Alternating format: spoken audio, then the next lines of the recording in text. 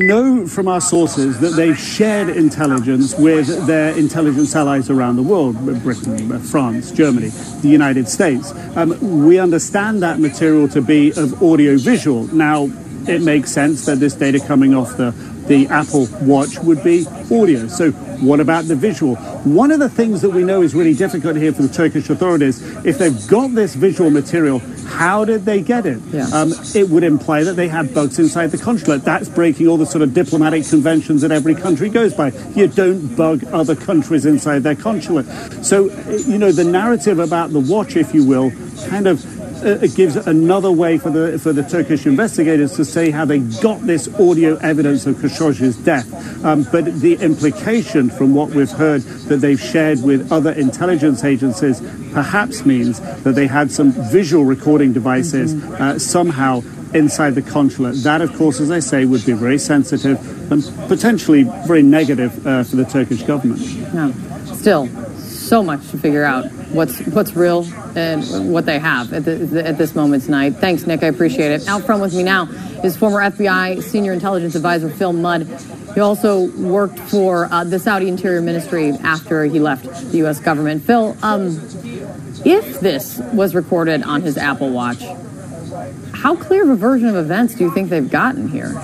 Well, there's a couple of answers to that. First, that's what people say. In this situation, you're dealing with potentially everything from a dead human being to tens of billions of dollars of defense contracts. I don't care what people say. I want the data.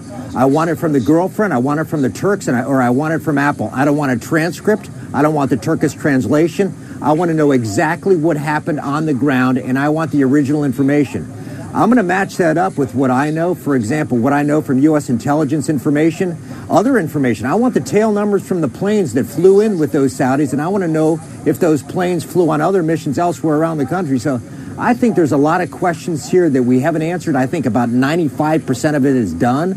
I suspect he was murdered in that consulate, but boy, as an intelligence officer, there is a huge gap between what I think and what I know. Yeah, and Phil, what about that point that Nick was just making about the fact that the reporting is that there's also visual confirmation of this, which would take this which would add a whole new level to this story?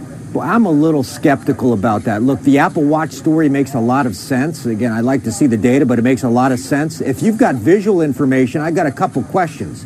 Did you have it in every room at the Saudi installation? When did you put it in there? How did you download it? Do you really mean that during the construction process or after the construction process of the facility, you put a camera in every room and the Saudis never figured out that you had visual devices in those rooms? Audio makes sense. I'd like to see some confirmation on the video part. Yeah. Another layer to this, and still more questions, as you said tonight. Thanks, Phil. I appreciate it. Thank you. Out front with me now is longtime friend of Jamal Khashoggi, Lawrence Wright. He's also a staff writer at The New Yorker and the author of Looming Tower, Al-Qaeda, and the Road to 9/11. Lawrence, thanks for coming in. Thank you for having me. What do you think of this coming out late tonight about Jamal's Apple Watch recording what happened inside of the consulate? Well, Jamal was a good reporter, and I guess that was the last story he covered. Do you think, does it sound like your friend to set up a system to record and transmit a file to an iCloud, to his phone, which he left with his fiancée? Does that sound like something Jamal would do?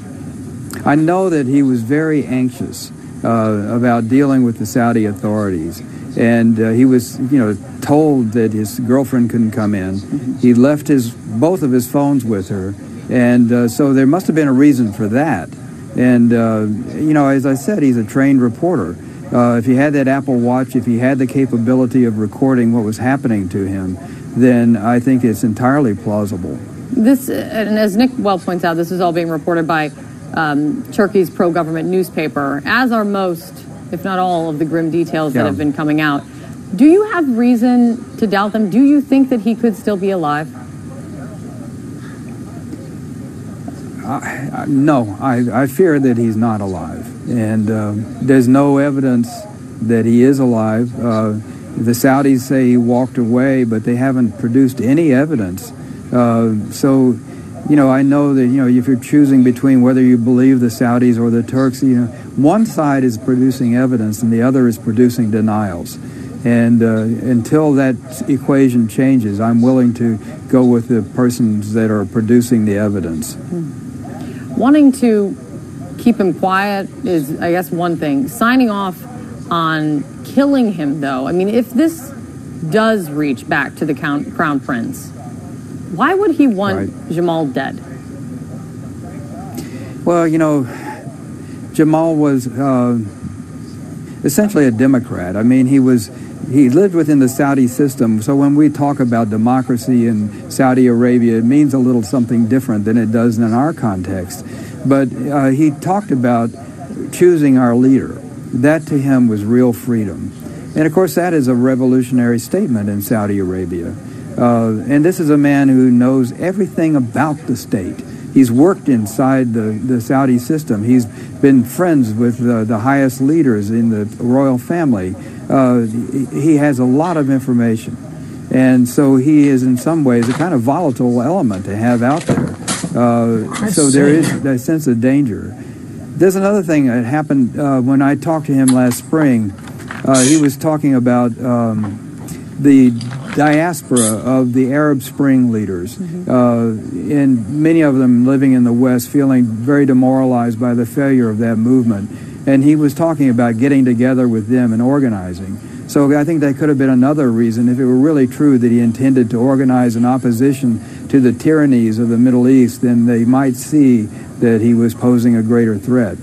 You did a joint interview with Jamal back in March. I want to play something that he said about the Crown Prince and his own decision to leave Saudi Arabia. For our viewers, listen.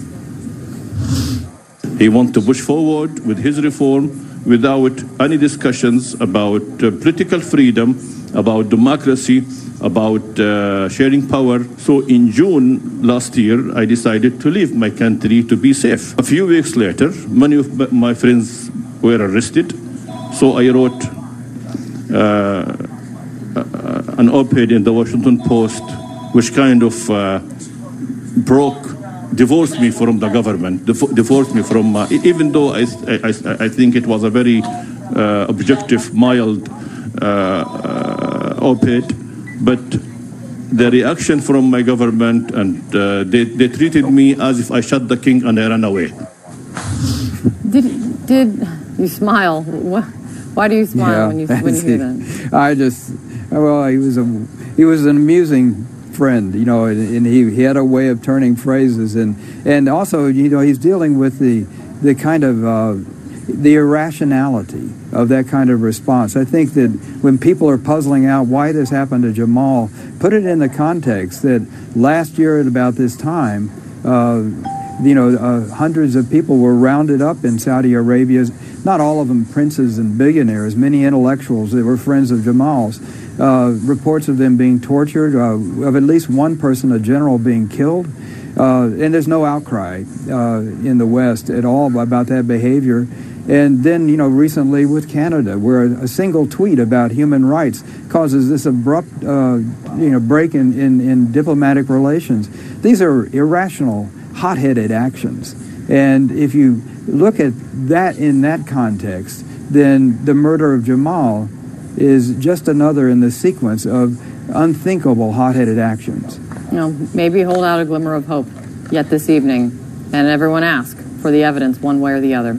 Lawrence, thank you for coming in. I appreciate it. Thank you for having me. Thanks so much. Out front for us next, Saudi Arabia has helped make one man very rich. His name is Donald Trump. Our report coming